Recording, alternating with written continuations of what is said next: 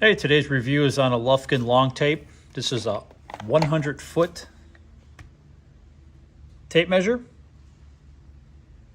As you can see, it's orange and black. The tape is yellow. Pulls out. Each foot mark is indicated clearly in red. As you can see, 1 foot, 2 foot. You have all your inch marks. Stretches out to a true 100 foot.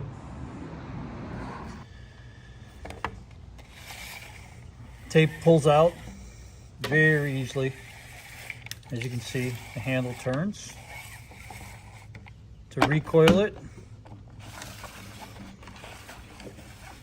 very easily operated. Tape comes in.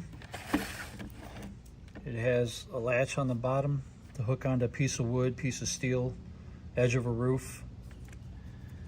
That does stow away. Like I said, it coils back very nicely, and the handle does store flat. Great to have in your tool bag.